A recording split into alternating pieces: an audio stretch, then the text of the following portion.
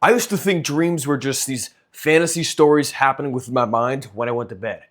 But the more I looked into them, the more I read, the more I examined my own dreams, the more I realized that they are stories that are shaping the inner landscape of your psyche. And within these stories, there are many things that represent aspects of your life, things that are happening within you in response to reality all around you. All the people you see, all the places you go, all the things you do within a dream, they are representations from your subconscious or your unconscious of issues and problems you may be facing in your everyday life. And it's my belief that your subconscious does this. It shows you these stories and these people and places and you doing certain things within your dream to convey a certain message to you. It's your subconscious or your unconscious communicating or trying to communicate with you. The problem is that many people ignore this. Many people will just have a dream, wake up, think, oh wow, that was pretty cool. And then within 5 seconds, they just forget about it. It happens so quickly. And I can't blame anybody for this. The things that happen when you're sleeping, when you're unconscious within your mind, it's unconscious. And it's very difficult to remember all the things that happen within your dream when you're awake. This is a big problem that I faced for many years. I would always try to remember, but I simply couldn't. But ever since 2024, I have been recording my dreams just about every single morning. And this has improved my ability to remember exactly what's happening within the dream and actually try to make sense of what my unconscious was trying to tell me.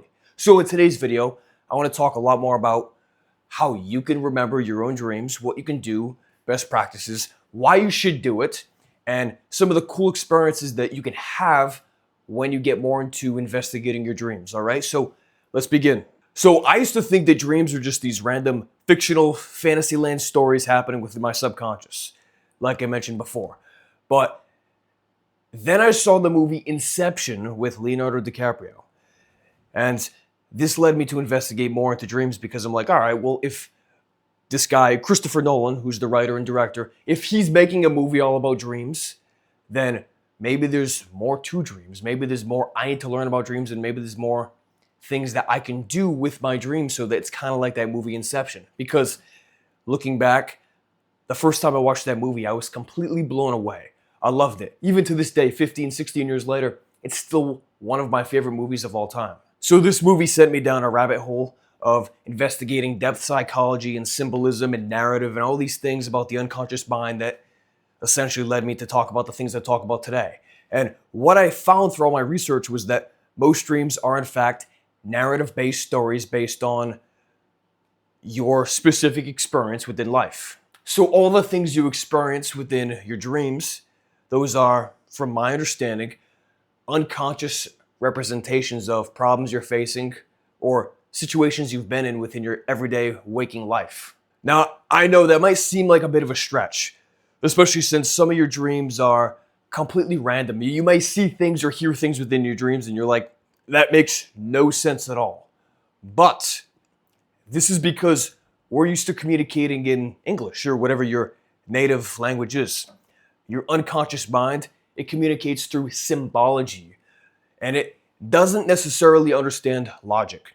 So you might have a dream where you're in this environment, and then you're in that environment, and then that environment, and then you're seeing people from 20 years ago, and then you're seeing your coworkers, and then you're seeing your dog, and then you're seeing your neighbor from 5 years ago in a different neighborhood. And all these things will mismatch together because the unconscious mind does not understand logic, and time does not work the same way in these other realms of consciousness, you could say. So you'll see all these things and you might perceive them literally, like, hey, why is my dog here? Why is my old neighbor here? Why am I in my childhood school?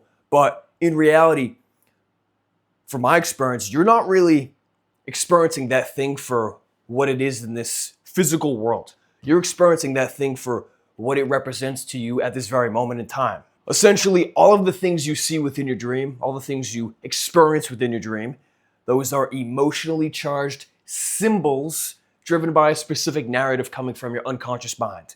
And I know if you're first hearing this, if you've never looked into dreams, this sounds completely insane. Totally get it. But it's important we remember that the English language is still fairly new. And your unconscious mind, which has been developing in humans for thousands of years, maybe even longer for all we know. The unconscious mind's language of emotion and symbology is ancient. So back when I started writing down my dreams, I didn't really understand what they were trying to say because I was going about it from a very logical perspective. I'd be like, okay, well, at the beginning of the dream, I'm here, and then the middle of the dream, I'm somewhere else, and then I see this person and that person. And when I tried to make sense of it, I just couldn't make sense of it.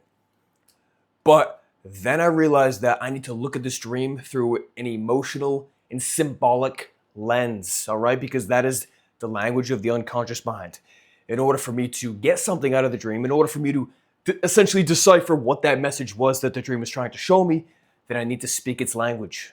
And look, there are so many books and courses and videos breaking down what certain things within your dream means in terms of the symbology and the translation. I'm not going to go there in this video, that's way too complex, but you can do your own research. But the reason why I tell you the importance of understanding the symbology and looking into things from a very emotional-based and narrative-based lens is because, well, your unconscious mind essentially runs your life. Even when you're awake, it controls more than 95% of your everyday actions, beliefs, and thoughts. Even me recording these videos, I'm always moving my hands. If you've watched my videos before, I don't consciously think about this, all right? My little facial tics and things that even you might do on a daily basis, many of which you don't consciously think about, but you do them. That is because the unconscious largely influences your life.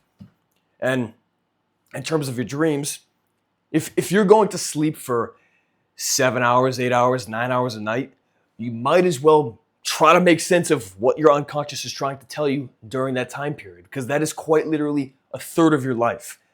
I thought about that probably 5 or 6 years ago. I was like, wow, humans only live to be like 75, 80, 85 years old on average. And for a third of that time when we're on this earth, we sleep. How insane, right? So that was another reason that really led me to want to learn about dreams and investigate my own dreams and try to make sense of them so that I can integrate the teachings that I get from them into my everyday life. And so as time has passed and I've continued to dream journal, what I've realized is that my ability to remember what I dream throughout the day, even if I don't write it down, has improved. Because when you wake up every single day and you immediately write down the dreams that you just had, what you think it means, etc., then you're essentially bridging the gap between your conscious mind and your subconscious mind, or your unconscious. Because that first 15 to 30 minutes after waking, your brain is still kind of in a fog. You're in that strange transitional state where you're not quite asleep, but you're not quite awake. That is when you can bridge that gap. And another really interesting part about all this is that the more you do this, the more interested you become in trying to essentially control your dreams. This is the idea of lucid dreaming, which I'll go way more in depth into another video because I've had many really cool experiences with lucid dreaming. Now, I tell you this because when you can lucid dream, when you can go about these crazy fantasy-like stories that you have and just all of a sudden realize, oh shoot, I'm dreaming, then you have full control. And it's very much like how your everyday life is, how you can control what you do, you can control what you say, you can choose and control what you wear and how you style your hair, etc. You can do all these things within a dream, but it's like 1,000 times better than that because you can spawn anything, you can go anywhere, see anybody, communicate with anybody. It's very fascinating. And this is why I personally am very into dreams in the unconscious mind.